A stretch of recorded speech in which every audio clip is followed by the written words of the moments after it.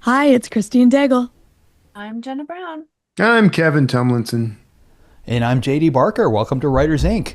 So I am going through every writer's worst nightmare today. My Mac is dying. So like No. it's Oh, yeah, so we were on vacation last week up in the mountains. We'll talk about that in a second. But like it started to just kind of crap out. Like I was just working and it just rebooted itself. So I took Macs have this little box that comes up that says your Mac shut down unexpectedly. You want to report it. If you click on the report button, it gives you this giant long thing of garbled nonsense. I took the garbled nonsense and I dropped it into Claude and said, "What does this mean?" And Claude said, "You need to buy a new Mac now!" Exclamation mark. Oh no.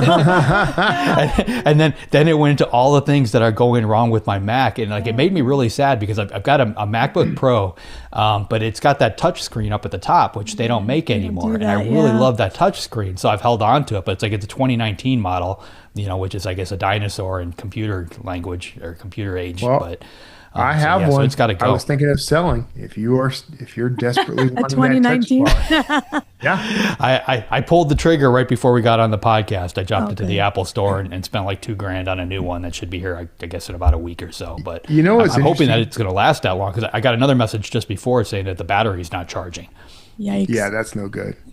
Yeah, it's not good at What's all. interesting to me about that is that this past week, I decided to start writing something by hand.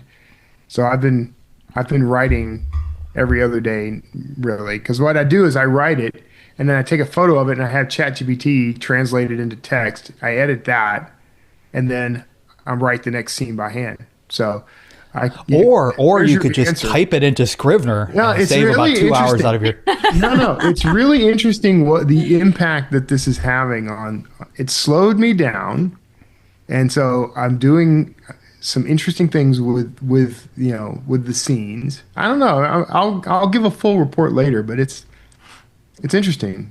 I like it as a process. I mean, it's I fun. have It's to say that when you handwrite things, you like handwriting notes is really good because you repeat it in your brain like 5 times or something, whereas when you type, it doesn't. So you actually retain more. So I yeah. do think there could be something to writing a story by hand, although that does seem Yeah, like I a mean, it lot. does slow you down. I did it when I was doing a fantasy because I wanted a slower pace, which Yeah. it was cool. And fun fact, cursive actually is a different network in your brain than typing or printing. So, Mm. you know, Isn't my cursive gone? Didn't they do away with oh cursive? yeah, my son can't read my cursive. So if I want like to say something about him to my husband, I just write it in cursive. And he's like, "What's that say?" He can't even read it. Oh, really? Yeah, like Uh, I secret ever code.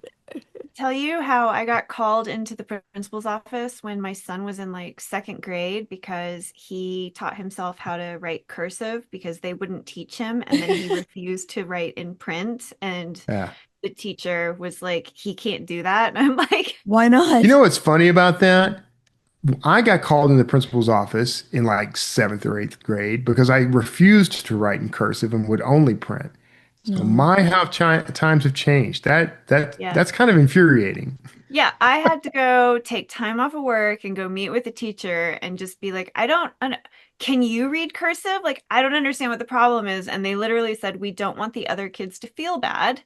And that's not something we teach until next year. And I All was right. like, well, like, that sounds like a you problem, not a me problem. So they're punishing him for being too advanced. Too Yeah, advanced. That's what they're basically. doing. Yeah, That is no way to get me to help you with anything. You tell right. me my kid has to be held back because it'll make other kids feel bad. Yeah. Boo frickin' who? It was an interesting experience. I'll say that. You have enraged me with this story. I want to find these people now. Yeah, I used to get sent to the office because of attention issues. So I just wouldn't notice the bell would ring and I wouldn't come in at recess. Anyway, that was a me problem. Well, I appreciate you guys covering last week. I tried really hard to get on, but like we were at this mountain resort skiing, and I use that term lightly because I am not a ski. Well, I guess like I'm sort of a skier now. Did you guys ski at all? Any of you? I have skied. Badly. I haven't done it in a long time. Oh, So my daughter, growing up north and growing up here, like she's learned to ski pretty early. I think 3 years old they had her on skis, and now she's 8. So like she's a pro. She just goes up and down the mountain without any problem. My wife picked it up a couple of years ago, and she's been trying to keep up with my daughter, so she's been doing well. I've never tried it because I think we've talked about this before, but I had a bad motorcycle wreck back in the 90s, and I completely trashed my right leg, and I can't feel anything from the knee down. So skiing just seemed like something I should not do. But like we're at the ski resort, I'm standing at the bottom of the mountain, I'm watching my wife and daughter go up the hill, ski down the hill. They're having so much fun, and like I can only stand there so long and like not do it. Because like I had like this moment in my head. I'm like, do I want to spend the next 30 years watching them do this because we're going to continue to go to ski vacations, or do I want to actually try? So I decided I was going to try. So I went and rented all the gear, came back out. My daughter's like, I'll teach you. Now keep in mind she's 8. So she brought me to this little hill. She's like, okay, this is called pizza. And you basically put your skis in like a triangle. This is called French fries. This is you do pizza to stop. You do French fries if you want to move fast. And that was like the end of her lesson. I'm like, well, how do I turn? And she said, oh, you just lean. You'll figure it out. It's easy. So let's go. And like then she gets me on the lift, and I'm just following her, which is kind of stupid. But we get on the lift, we go all the way to the top of this mountain, and granted, it's like the easiest hill on the mountain, but it is still a mountain. So we get off the lift, and I stand up, I get on my skis, I start skiing, and I'm like, oh, this isn't so bad. And like I'm going and getting faster and faster and faster, and like I whip past my daughter, and she's like, Daddy, you got to slow down, pizza. Like she's screaming at me, and then she's like, way in my rear view, I can't even hear her anymore. So finally I put my butt down and kind of like sat on the snow, and like I did that 3 times to get to the bottom of the mountain, and figured like this was a bad idea. So then I signed up for actual adult lessons, and had somebody teach me. That's 2 hours with some guy, and that actually worked. Like he gave me the basics. I was able to go back up on the mountain after that, get down without falling, and repeat it a bunch of times. The weather was kind of fighting us. It was like -5, I think, one day when we were out there. So like it was cold. But yeah, so I'm officially a very bad skier. I am also a bad skier, if it helps. Yeah, I wonder, like that's got to be weird skiing with no feeling in one leg. It's one of those things I've been dealing with forever. Like I'm just used to it not being there. So like I had the poles, the ski poles, and like I almost used it like a crutch. Like they don't really do anything, but like just being able to hold on to that pole kind of helped me keep my balance. Yeah. But yeah, I mean, my wife said that I should probably try snowboarding. That's what I was thinking. You have to be like a reverse snowboarder though. Go down with your left. But you can't pizza when you're on a snowboard. No. So. Yeah, I don't know. Like I saw. We went to another mountain for lunch. We like took this gondola up, and it was like a 6-minute gondola ride. It was way up there, and like people were skiing from there, and like I'm watching these little kids on snowboards. They can't be more than like 4 or 5 years old, and they're like literally going over the side of a cliff and then just vanishing, and then coming, like they show up again another 40 minutes later. So snowboarding looks way more scary. I tried it once. I was very sore afterwards. That was the end of my snowboarding. Not that I ski and or snowboard, but everyone in my family does both. So I'm familiar with like the concepts, but I've always heard that snowboarding, I don't know that it's easier, because like you don't have, control of your feet, right? Like they're both like locked into a board. And so like, it's definitely like, I guess easier in some ways, but harder in other ways. So I don't know. Skiing, it always felt like if I were going to try one, I would definitely try skiing versus snowboarding based on knowing people who do both. Yeah. I went into it, like I've water skied my whole life because I grew up in Florida. So I went into it knowing I can water ski, that they're totally different.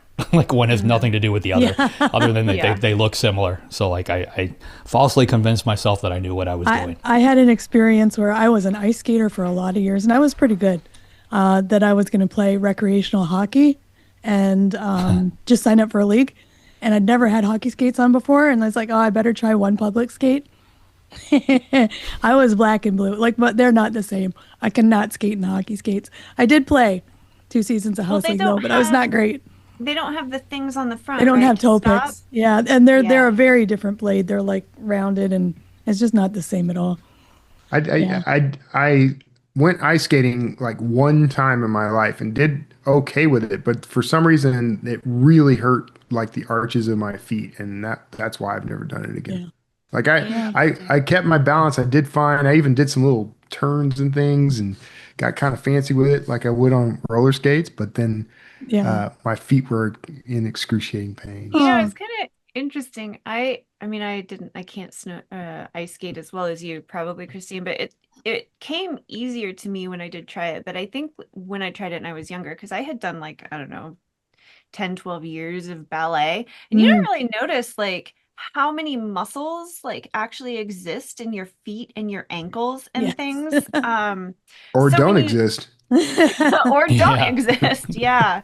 Um, but I think that because I know even with roller skating, like all that stuff like came really easy to me as a kid. And as an adult, I've looked back and often thought, oh, I bet it was like the ballet and the dancing because you just get all Yeah. of those tiny little muscles. Yeah. Yeah. And then you think you can do things and you get good. I don't recommend taking rollerblades off of a skateboard jump.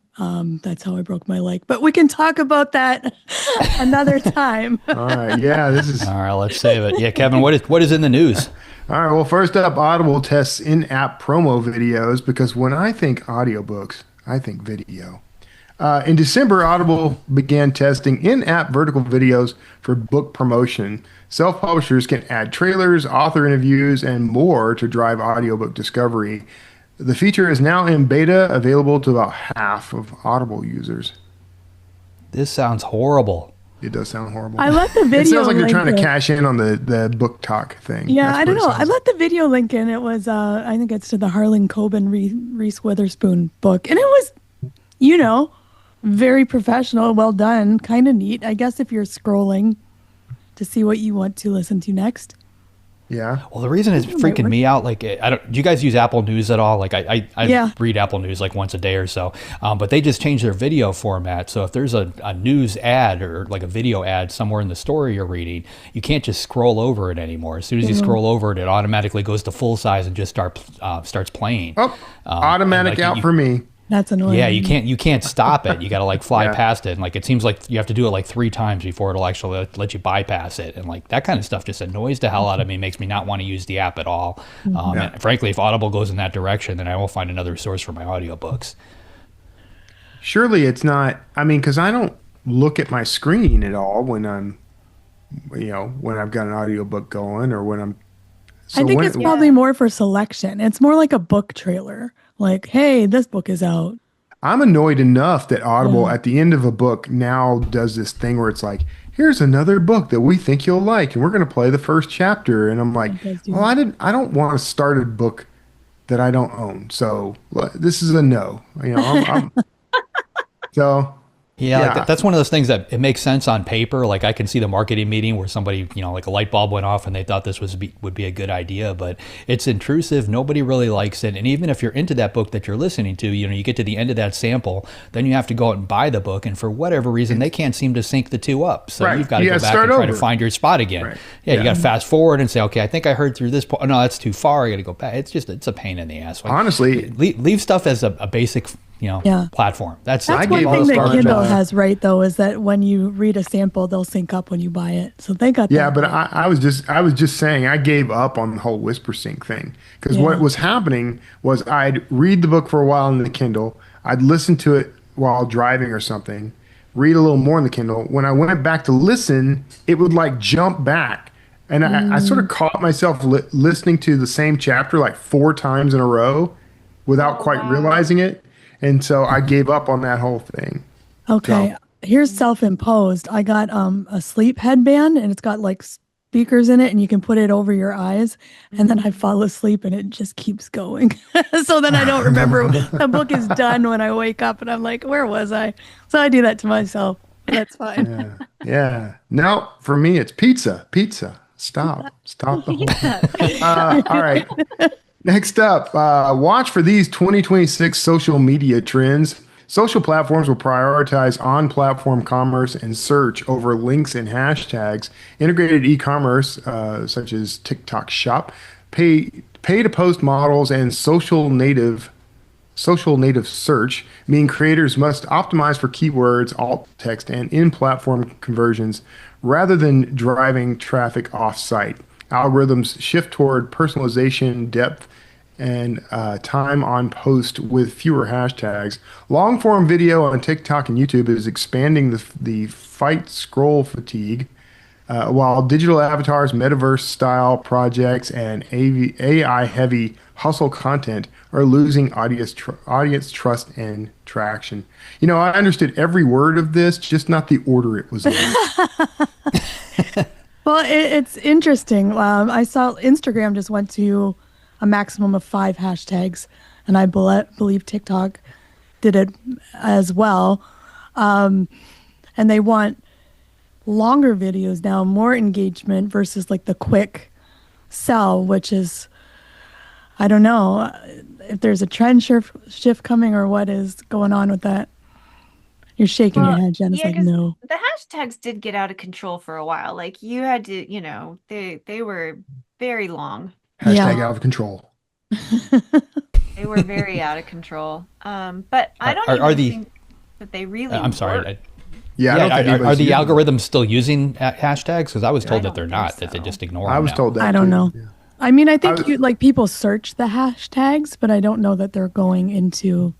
I've never met anyone who does that. So I know search Book Talk. That's like the only one I ever search, like Book Talk or Bookstagram. I will search, to see what's going on. I have searched it before, but that was like years ago, when like you could like search the hashtag and it would like bring up, like a contest or something. But I don't know. Last time I tried, it was like really random. Like you type in the hashtag to do the search function on Instagram, and it was weird. I'm not convinced it works. Yeah. So I don't know. Keywords, alt text. Apparently they said in this article also LinkedIn is dying. Nobody wants to be there.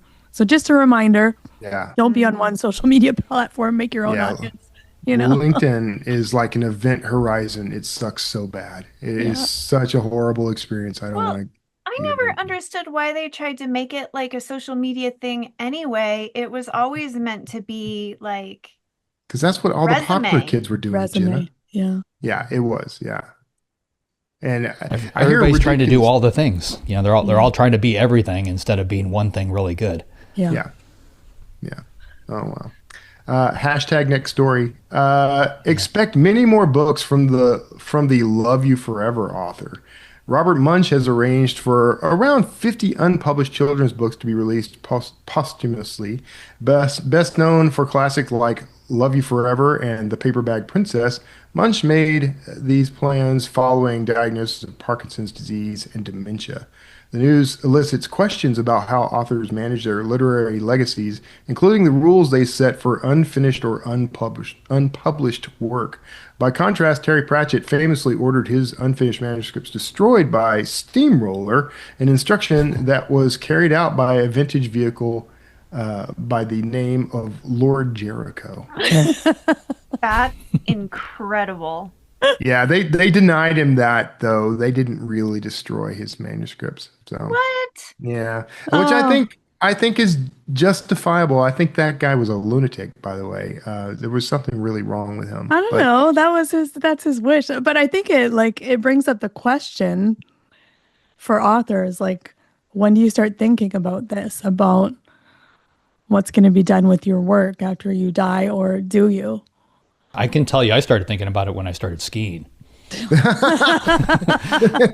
Going down that hill, I thought about it quite a bit. JD flying down a hill trying to pizza his way to a stop, like, Jesus Lord, don't let me die. Like I owe my lawyer a call about a trust, about a will. I need to do something about future books. Need to not hit that kid in front of me. Very few of us, I think, actually come up with plans for this, and it's really silly. I think, like, I've got books, on my computer right now that, they're in my publication queue, but I'm kind of the only one who knows that. My assistant kind of knows where to find it. But like stuff like that, I think is really important. And I think we need to decide, like, if, especially if you're prolific, if you're writing more books than you can actually put out, like, if you're a traditional author and only letting you put out 1 or 2 a year and you're writing 4 or 5, you need to find a way to stockpile those and find a way to release them, or at least get them in the hands of your heirs if you want to go that route.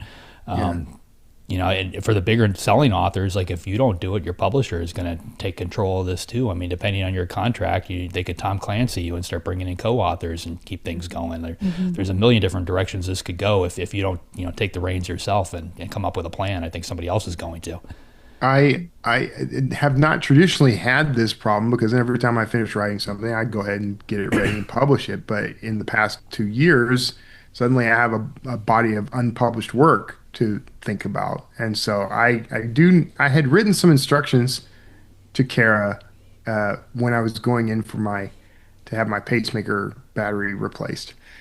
Just in case I didn't make it off the table, I should just take that, expand it, and make it an actual last will and testament or something. But I think what I'm going to do is after my death, my wishes are for all my manuscripts to become mega bestsellers. So that's please honor my wishes. Perfect. And also my death is retroactive to my birth. Excellent. So, Okay, we'll get that up. You know that manuscript you've been editing for the past year? One that's almost done, but never quite gets there? Well, right now, it's crying out for help from this episode's sponsor, AutoCrit. Quite possibly the most powerful all-in-one writing platform, AutoCrit puts an entire publishing team in the palm of your hand. Get access to customizable automated alpha and beta readers, plus series-wide story analysis, marketing support, line editing tools that can help you catch the mistakes you miss, and even more, including exclusive craft events only for members. The value is insane, and right now you can grab lifetime access for just one payment. No monthly fees, no usage limits, no caps, no tokens.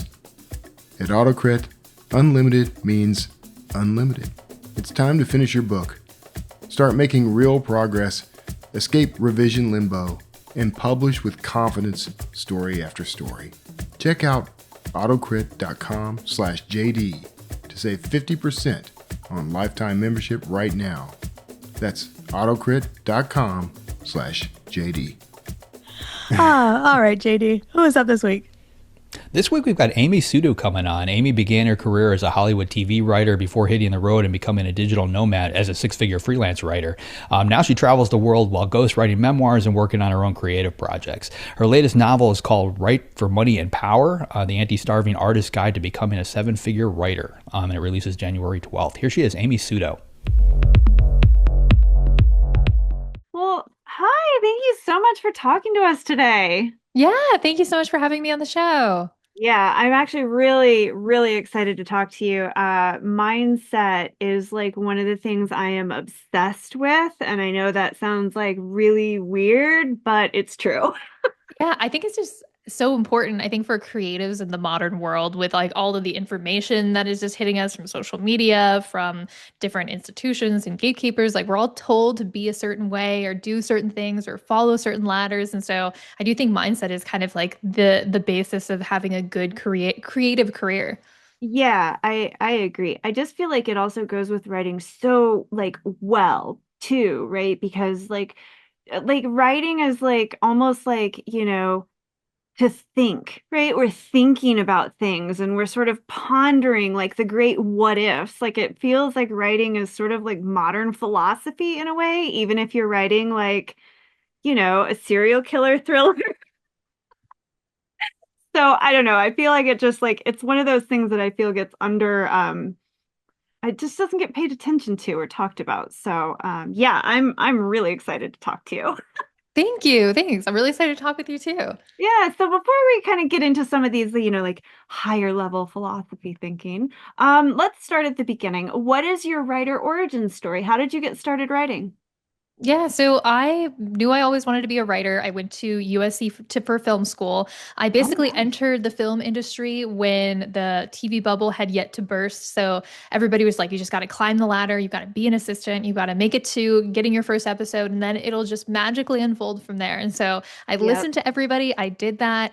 I got my first episode of TV, and then the ladder just dropped off. And I was like, okay, all right. So, and then from there, even though I worked for some great people, I had had some great experiences in Hollywood. When 2020 hit and everything shut down, I had a chance to reevaluate everything. And in between writers' rooms for, the past chunk of time when I was in Hollywood, I was moonlighting as a memoir ghostwriter. And what started to happen is that my memoir ghostwriting clients in my freelancing business were so excited to fly me out to write their book. And they were paying me way more than I was getting paid in Hollywood. And they were being so like complimentary of my writing skills. And I was like, okay, I think that there's something missing, that I'm getting all of these green lights in my freelancing business that I'm not getting from Hollywood in this career. So I ended up switching gears, traveling the world, leaving LA. And for the last almost 6 years, like the last 5.5 years, I've been traveling the world. I recently settled down in San Francisco with my partner, Kyle, and I'm a full-time freelance writer. I write my own books. I'm a best-selling author,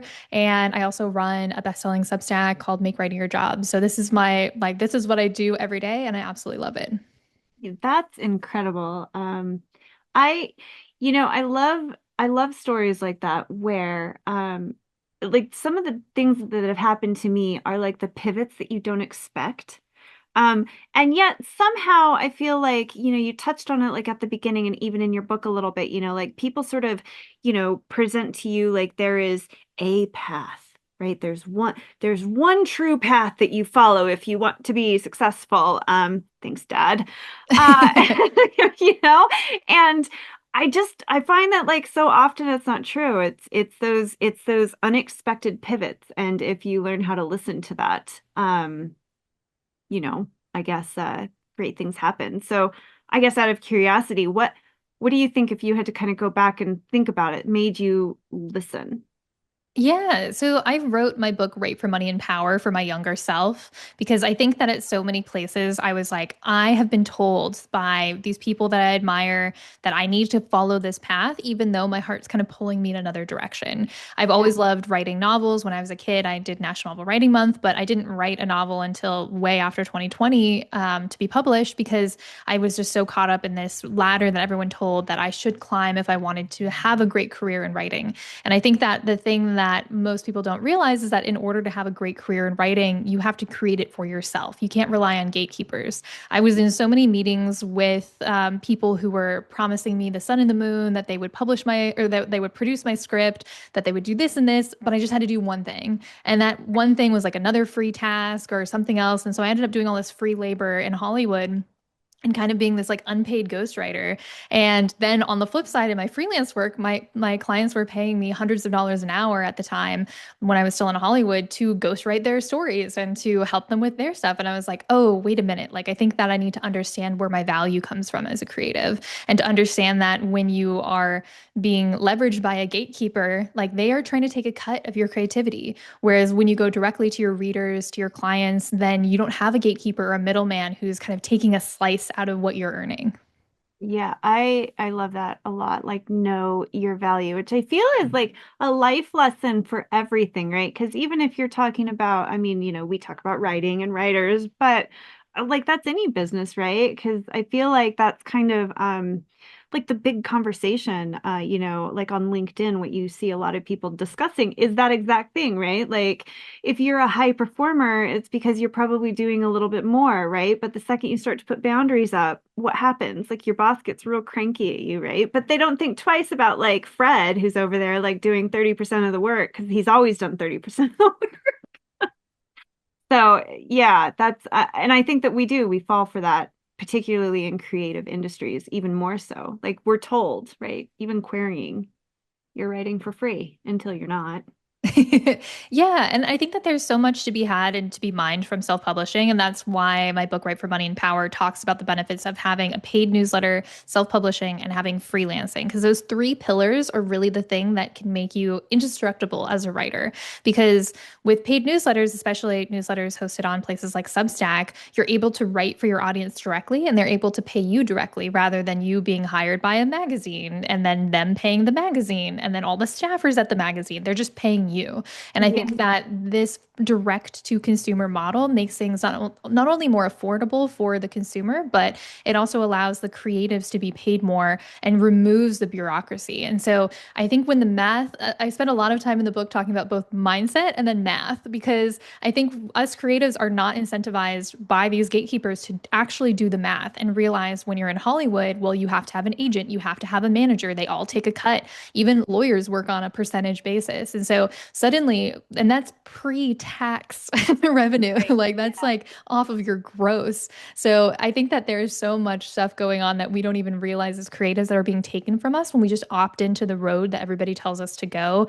And so my book is really trying to shake loose that fact. And it's also a trend that is unfolding on Substack and other places of big published writers who are moving to self-publishing. Some of the examples I give in the book are obviously like Taylor Swift repurchasing her masters and self-publishing her tour book. Brandon Sanderson, one of the biggest fantasy authors of all time, who you'd think would be just completely adored by his publishing company, ended up going and self-publishing a Kickstarter campaign for several books and making hundreds of millions of dollars and setting a record. And so I think that when we look at these huge creative people that are changing the game, they're all leaning towards ownership. They're eliminating gatekeepers and they're going directly to their readers, directly to their fans. And so that's the trend that's unfolding. And I think that sometimes it can be scary to do that because it means that we have to add some skill sets as creatives and lean a little bit more into the business side of things. But if we just add a few extra skill sets, then it completely unlocks our time and our space as a creative to be more creative and have more energy to make the stuff we actually want to make. Yeah, I fully agree. I think, one of the things that I think feels very daunting, and I know you talk about it in your book. You talk about, like creating a brand and you create, like habits and rituals and things like that. But what you had just said, creating those three pillars, I think that can even feel daunting, like for a brand new writer, right? Like maybe you haven't, quite finished your first novel even to self-publish. And, so what do you talk about on your newsletter? What do what do I do? Where do you go for the freelancing? Like kind of those things. I wonder if you could talk a little bit sort of about like, how they might tackle these kinds of questions. Yeah, definitely. And in the book, I have a 12-month plan. If you want to have all three pillars come out at once and tackle them all, I have a step-by-step roadmap. But I think that it really just comes to just picking one and starting there. And the nice thing about all three pillars is that they all feed into each other. So the posts that you put out on Substack can then become portfolio pieces for your freelancing clients. The post you put out on Substack can also feed a book that you're writing. Sometimes there's been some really high-end Substacks who've started as serialized fiction and then some morphed into other things, some stuck with the fiction. There's some really great long-form essayists on the platform too. So what you put out in your newsletter feeds these two other things. So you're almost getting two other additional pieces of benefit to your writing career for the price of one. And so there's some really easy ways that you can kind of wade into these waters. And that's the tips and kind of the ways that I break it down in my book to try to make it, okay, in the first part of the book, we're going to talk about mindset. We're going to talk about all the things you have to understand about why this approach really works for writers, why you should really kind of put yourself into the identity of your future self and bring those habits to the future, from the future to the present. And then within the three pillars, here's how you get started with each and just taking things step by step. I even have one of the exercises is like 15 minutes to start your Substack, like all you need, 15 minutes.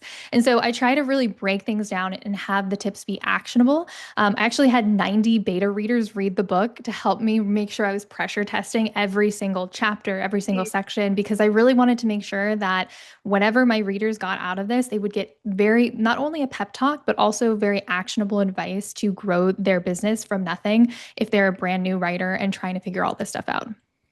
Yeah, that's really incredible. I do think that the book it's written it's organized and like laid out very well. Thank you. Very easy to like flip through if you have a specific question or if you just want to read, straight through page 1 to I forget how many pages in there, a couple hundred, but shifting just a little bit, I'd love to talk about sort of your writing process a little bit too, because you are a writer, you tackle, fiction, nonfiction, freelance work, like you kind of run the gambit of you did screenwriting, like if there's maybe you did poetry, I don't know.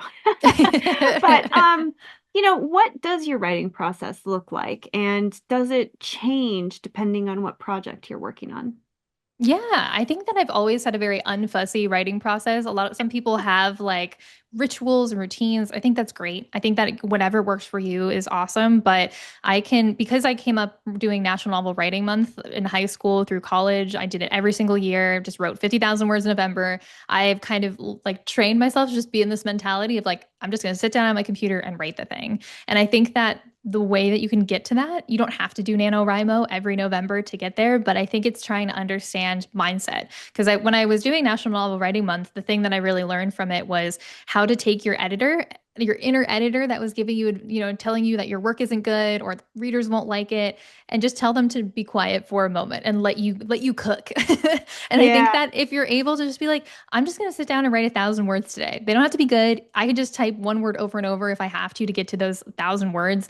But just allowing yourself to write anything at any quality level to get to a certain word count is really helpful, especially for book writing or book ghostwriting.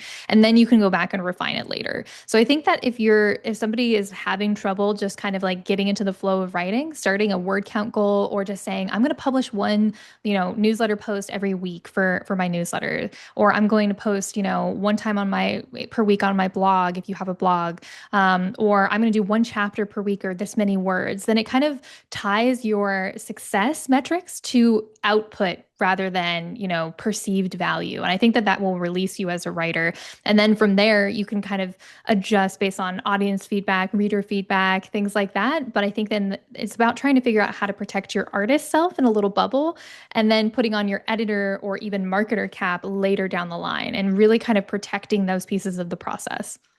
Yeah, I like that. The process always. Do you tend to like plot your work, or do you just really embrace that NaNoWriMo? I'm just gonna sit down when I'm here and just see what happens.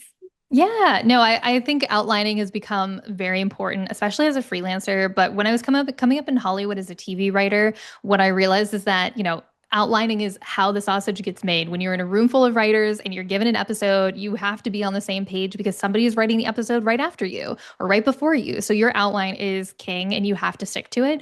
And I think that I take that kind of like militant outlining style into my ghostwriting work. So when I'm doing ghostwriting with a memoir ghostwriting client, I have two outlines that I deliver for them. I deliver a macro outline that is like, here are the themes of your life story. Here's how it's going to be presented. How it's going to flow, and your arc is going to unfold. And then I'll deliver them a chapter outline, which is more kind of mechanical, being like, here's chapter one, and like a little excerpt of like a line of dialogue from chapter one or an exchange. And here's chapter 20, and here's how the reader's going to feel reading this, and this. And so I go very hard on the outline so that my client knows what their book is going to become before we get there. And I think that that's really important if you're a freelancer, is to set up those expectations. And then that experience has bled into my own work as a fiction author. And when I'm writing romantasy or my detective series, then I'm also very detailed on the planning because I do think that helps, but I still leave room for spontaneity too. Yeah, that does make a lot of sense. I do notice that if you spend any time in screenwriting, yes, like that outline, I've come to embrace the outline wholeheartedly. It's very, very important now. Um, so I think process and mindset really kind of go hand in hand. And as you said, you open the book, like we go straight into mindset. What is it? How do you talk about it? I really love, the idea of, these limiting beliefs and how we impose them on ourselves. And you had very strong motivation, I won't get into spoilers, to find sort of that drive to shift your mindset. But, oftentimes, we don't kind of get hit with those like do or die moments. So, what do you think? How do you think people can go about changing their mindset? And then what do you think the obstacles come up that they should be aware of? Yeah, I think that most mindset shifts need to happen because fear is holding back people as a writer. And if you're having trouble with writer's block, that's fear.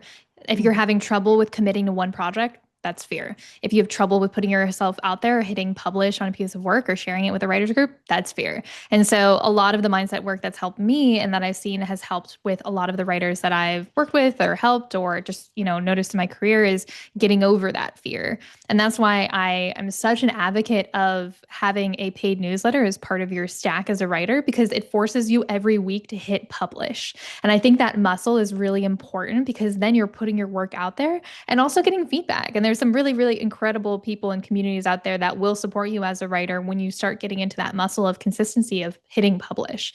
And so the mindset work that I put in Write for Money and Power and really fill into that first half of the book or first third of the book is thinking about, how do you address haters? Because at a certain point, like all of us are going to get somebody who leaves a 1-star review on our book on Amazon. Like that's a badge of honor. That's not something to be afraid of.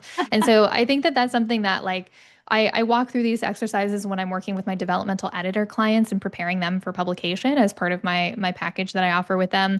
And I have worked with a lot of authors who like are staring down publishing, being like I'm afraid to see what's on the other side of that. But what's on the other side of that is the satisfaction of knowing that you put a book out there in the world, that you have shared something that is going to move somebody. And even though some people might hate you for it, like they're not the people that you actually want to, impress. Like there was a good quote by Alex Hormozy the other day where he was saying that basically, if you knew everybody in the world personally, you wouldn't want to be liked by everybody in the world. Like you really don't. And I thought that that was so great. And I think that as an entrepreneur, he gives a lot of good advice around kind of tuning out the noise. And I think that for writers, we don't hear those kinds of messages enough because like so many people are trying to tell writers, well, you got to have thick skin. If you're in Hollywood, you got to take all the advice. But I also think that some of that has kind of contributed to some of Hollywood's downfall of the TV bubble bursting and the content not performing as well, is because in order to be really experimental and new and fresh as a voice, you have to take some big swings and you have to just be like, I'm going to not listen to the critics. I'm going to put out something pretty crazy. And sometimes the only way that you can do that is if you are self-publishing or if you have your own platform. Yeah.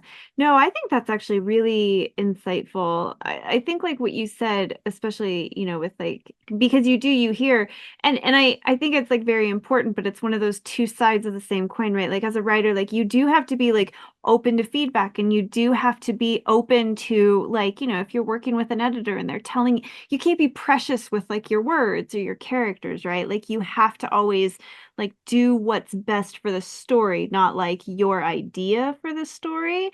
But like you said, it is interesting to think about how that can be abused because now you have people who might come in and tell you that this is the worst thing they've ever read or and you have to change it and in your gut you know that that's not what's best for the story but you're told to take it. So that's actually really interesting to think about.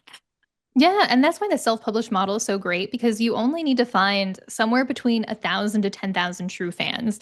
And this was a great, great personal essay that was published. I think the author's name is Kevin Kelly. I have to look it up. But this idea of just finding your true fans, and if you find those true fans and they each pay you $10 a year at 10,000 fans, that's $100,000 a year, and that's more than enough to live out off as a creative. And if in the internet age, there's so many amazing, different niches that you can have as a writer where you're going to find your 10,000 fans if you are able to put out your work far enough and kind of have enough reach.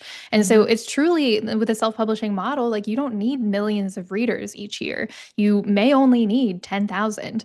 And with the kinds of tools that we have available for us today, a lot of different, paid newsletter tools like Substack have organic reach that push you out to new readers without you having to do anything. And I think that these pieces can help supercharge your career and get to those 10,000 fans of people who will support your work no matter what, year after year. And that's what we should be moving towards, not trying to hand over the keys of the kingdom to a gatekeeper who will then kind of take our audiences and hold them away from us and hold us hostage to them as the gatekeepers. And so if we are able to own the email list of our fans and be able to reach them with our work, then we're powerful as writers and creatives. And that's something that you cannot get through traditional means. Yeah. Yeah, it's a very very interesting way of looking at the whole business. And I really love how you reframe like immediately the idea of money and power as freedom Because, I do think like sometimes I think, well, I'm not in it for the money. I'm in it for the art, or, I don't want to be powerful. Like I don't need to influence people. And it's like, but they both do equal freedom to a certain extent. And part of that is shifting from that creator to a CEO. What are some small things like a writer could do right now that would help them shift towards achieving that CEO mindset? Yeah, I honestly think it's very simple. I think hitting publish on a paid newsletter and starting to collect the email addresses of people who want to support you, that's something that can be done in 15 minutes that you can immediately start kind of bringing people into your world and telling them what you're writing about and giving them a behind the scenes look of your process and sharing with them what you're working on for an upcoming project. I know some writers who even serialize fiction where they just practice in public. Like there's some, very notable writers like Andy Weir with The Martian who put each chapter out like as a serialized novel and then edited it and put it together. So there's so many different ways that you can just get started, and everything kind of depends on what niche you're in, what type of writer you're in. But honestly, just the easiest thing is to put out a paid newsletter, collect email addresses, because in the world where social media algorithms can sometimes hide your content from your followers and prioritize other creators, you don't own that audience. You don't own an audience that is kept behind gatekeepers. And so I do think that that's so simple and a great way you can start moving beyond that. And then even just with, in terms of writers wanting to grow an income when they're still growing their follower base, freelance writing is a great way to step into that kind of CEO mindset because you're able to understand that your skills are valuable as a writer and sell your storytelling ability to clients who want to work with you. And you can sell that at a premium and replace your corporate salary. Like I know a lot of writers on our job board over at Make Writing Your Job have done that this year, and it's so cool to see. And so I think that a lot of people don't recognize how valuable writers are or how valuable their talent is because we've been told to not want money as writers, to not want money and power and influence, but we all have bills to pay, and we also have an incredibly valuable skill set that people are willing to pay for. And that's also part of the reason why I started the writing job board at Make Writing Your Job and started funneling clients to it and helping writers bridge that gap of being just a writer to being a working writer, because so many of these elite institutions are not actually going to give you what you're worth, but these freelancing clients will. And so it's about kind of shifting your mindset and having the tools that will help you get there. Yeah, that is really cool. I do have to ask, because we do have a lot of independent writers, but we have a lot who, would like to go the traditional route, and whether that leads to a hybrid or not. But um, you know, is there ever like a way that you can make traditional publishing work in your three pillar structure? I think that, I mean, if you want to go traditionally published, then most publishers will tell you that they won't publish you until you have 10,000 subscribers on Substack. And I've heard that from multiple people who have agents.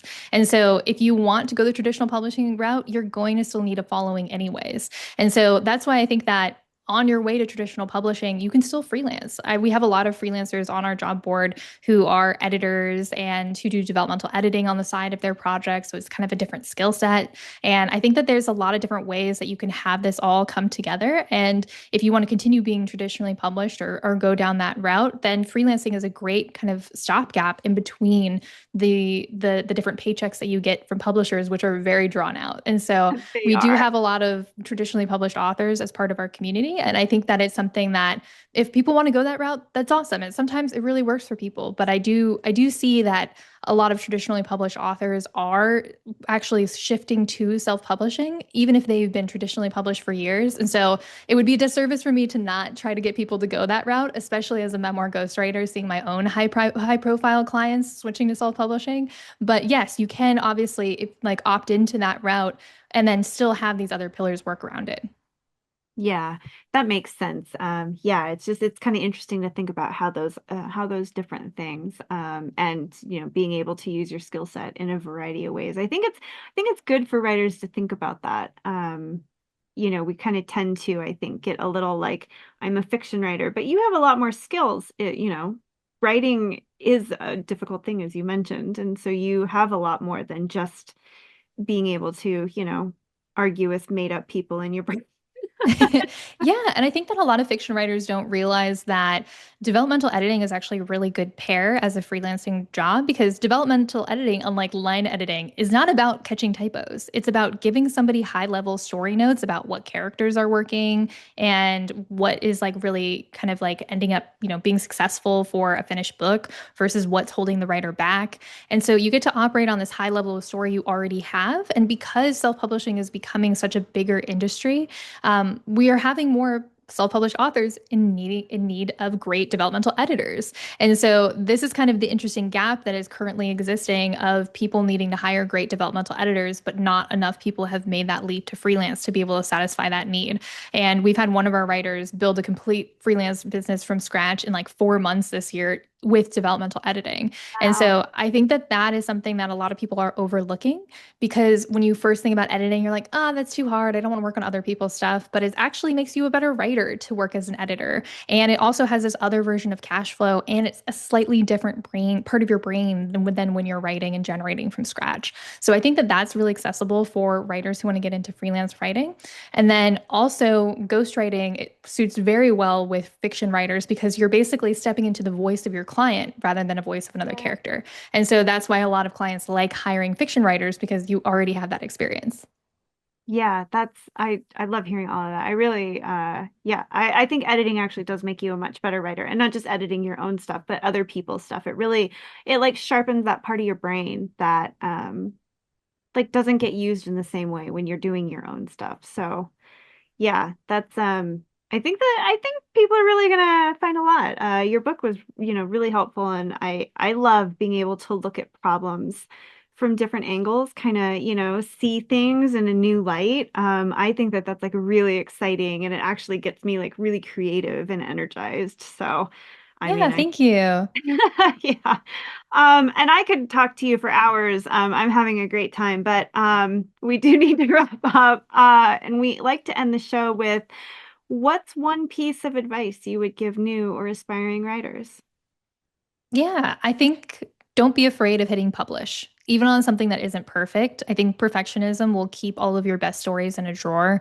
I think you'd be surprised how even something that you don't think is perfect is going to really be perfect for somebody else. And a lot of people just let their work wither, and it's meant to be read. Everything that you write is meant to be read. Yes, you'll need to edit it and shape it up and things like that, but I think that you can't let the cycle of perfectionism keep you from hitting publish on your work, even if it's not 100% exactly where you want it to be. The good things happen on the other side of putting yourself out there. I absolutely love that. Thank you so much for taking the time to talk to us today. Yeah, thank you so much for having me. I really appreciate it. So she was really fun to talk to. Really interesting how her career advanced. And I think mindset, I don't know, people use that word a lot, but then I also kind of feel like it's very underrated and like misunderstood in a way. So it kind of made me wonder, what do you think the most important element of like a mindset is when it comes to like creating and writing for you personally? I mean, I've always done that. Like back when I worked in the brokerage industry, and it's like if you ever see Wolf of Wall Street, I literally worked in the middle of that back in the '90s.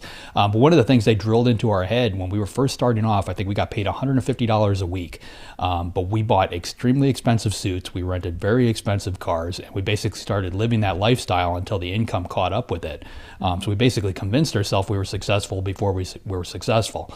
So I've kind of done that my entire life. I've kind of created, okay, this is what I want to become. This is what I want to be. And then, like I put that up on a pedestal somewhere and then I start chasing it, and it always seems to work out.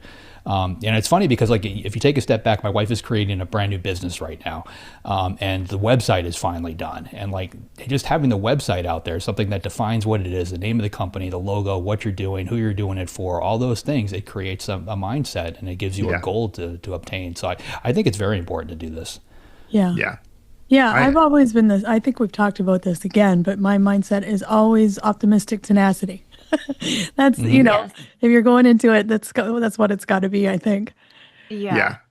yeah. I've always operated under that policy of I'm already a success. Like and it is kind of a little bit of the fake it till you make it thing, but it's like do everything that you're going to do it as if you've succeeded at it, which includes things like early on in my career, I made sure my books were, edited, had good covers, at least to the best of my capabilities. Hmm. There were flaws for sure, but everything looked, I remember a friend of mine picking up my first book, and he'd always been skeptical about self-publishing, and he looks and flips through and he says, "Well, this looks like a real book." And I'm like, go figure. Yeah. Yeah, I do think it is like that. You kind of have to make a choice, like to be successful or not to be successful, which sounds like woo-woo, but I definitely think that there is something to it. I also really liked what she said that once you sort of start developing these mindsets, then you can start seeing green flags and being able to identify where to find those, which I think is interesting in terms of writing, particularly if you're querying, right? Because you're getting a lot of red flags like no thank you, rejections. So how do you guys think you can see those green flags, like sort of train yourself to see the green flags even if you're like sitting in a miasma of rejection? I think that comes from experience too, right? Like I've always been very good at, if somebody throws something negative in front of me, I find some way to spin that and turn it into a positive. I don't just take it and move on. Like I find some way to twist it around. I think just being able to do that, I think, is helpful. And then when the green flags actually do show up, they're kind of the layups. They're the easy ones.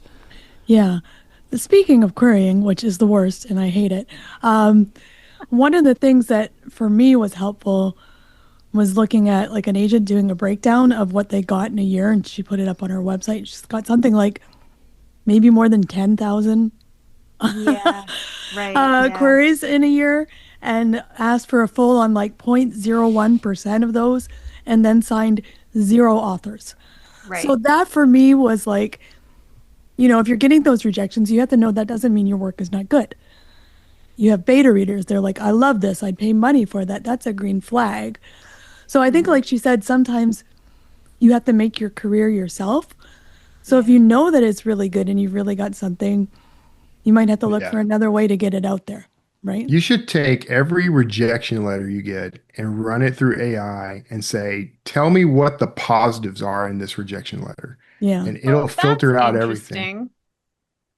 I You know, just thought of that. Haven't done it yet. Don't know mostly I what the result hear will be. use AI for this and it's like, well, I don't know, but that's actually quite Yeah. interesting. Because what we do is tend to we zero in on the negative, right? So, Mhm. we're wired that way, and we don't tend to if even if like I know my wife is pretty good at this, but like if she gets some sort of rejection or some sort of rebuff, all she hears is the negative part of Yeah. it. Mhm. And there's almost always some nugget of something useful, if not positive, in a rejection letter. So we filter it out because we're so hurt. But having a truly, genuinely objective third party look at it and find that stuff for you and just report that to you Yeah. is, I think, would be a really handy thing to do. I haven't Yeah. tried it yet. I'm not advocating it Yeah, as someone who's done it, Yeah. We're but it wired sounds like a to good see idea. negative, which is awful. I do some of we this are. at work in my day job. And, we talk about it with kids. You've had a fantastic day. Maybe you won your sports game, whatever. You got an A on your test, but you're on the bus and some kid calls you a loser, and you're in that space for 8 hours, right? Where everything else has gone well. So I don't know. Yeah, it's sometimes hard to get out of that negative space when one bad thing happens and we take it so personally. So I Yeah. like that idea, Kevin. That's actually a Yeah, great I do. idea. Well, I I think like it that's too. Yeah. I, I I was I would probably take it a step further and then ask the AI to give you a summary of things that you can actually change. Like what, yeah. based on all these letters that I got, what improvements do I need to make? Yeah. yeah. And it might see through a lot of the BS and see through what's actually written there and give you an itemized list. You Yeah. could Yeah. also just say, AI, rewrite this letter so that it loved my submission, and then post that up on your wall. There's where the Did woo did comes you in. ever do you remember, I know Christine did, we used to do this, the blackout poetry with rejection letters. Did you guys ever see that trend on Oh, Twitter that's a couple years hilarious. ago? No. Maybe. Oh, I it was great. You'd post a rejection letter, but you'd black out everything negative, and you'd just be like, Yeah. "This is the best book ever. Yeah. It was very It was nice. cathartic for sure. Those make great cover blurbs too, you know. Like, I've never With read a the book that made blackout. me question my humanity. Yeah. So she talked a lot about like the essential writer or skills that writers need, and how particularly as things do evolve to sort of require you to take a more hands-on approach to your career as a writer. It's no longer, you get an agent, get a publisher, and then all you do is write. And I know we've talked about this before, but in terms of like how she had put those 3 pillars, like what would your 3 pillars be that are made of like of those essential skills, if you had to sort of like summarize that? I need coffee for this exercise. Yeah, Look, I was thinking about it because she's like, "Oh, we just need some business skills that are essential," and I'm like, "Well, which ones? Will you tell us more?" yeah. That's why you got to read the book Gotta read the book, See. You man. do have to read the book. She does The talk newsletter or for have sure AI is summarize good. the book. Yeah, I like the newsletter idea. I should do Yeah. better with that. Well, you were asking. I'm sorry, Christine. Go ahead. No, I got nothing else. No, you were asking like It's what fine. the tenets would be, like three tent poles, right? Like, Yeah. so the newsletter folds into the actual overall tent pole of building your own audience, building your own platform. That's the first thing I would tell anybody to do right from the start. It's kind of funny because years ago, I was having conversations with authors all the time about when they should start their newsletter, when they should start a mailing list. I'm like, before you even have a book is the right time to do it. And I know that sounds hard, but you get all the really hard stuff out of the way while you're still kind of, you can actually enlist that audience to help you with shaping the book if you want. So that's number one. I think having, you do need to have some business sense, but here's the big dirty secret. You don't have to have any business sense. There's people for that. You can actually go out and hire people to help you do the bits that you don't understand. If you don't want to have to take on marketing, I mean, that means money, it means an expense on your part. And there are certain basic things you can learn and do on your own. Believe me, you can. But you don't have to worry about how am I going to market this book once it's written. There's little things you can do to market it yourself, and then you work on getting someone else to help you market it if you can't do it. I mean, that's just the rules of business. You don't have to do every single thing yourself. There's an app for that. Yeah. Yeah. Okay. Great. JD, who's up next week? Next week, we've got Becca Brinkmeyer coming on. She's a USA Today bestselling author and ghostwriter of more than 90 novels. She works with AutoCrit as an instructor and author coach, leading Team Plancer in the Novel 90 Writing Challenge. She loves helping writers untangle their ideas, build confidence, and turn rough drafts into finished books. Becca Brinkmeyer. All right. Sounds fun. Yes, sir. If you'd like to be notified as soon as new episodes publish, make sure you go to writersincpodcast.com and sign up now. We'll see you next episode and have a great week of writing. Pizza. Pizza. Pizza. Thanks for listening to this episode of Writers Inc. Access the show notes and leave a comment at writersincpodcast.com.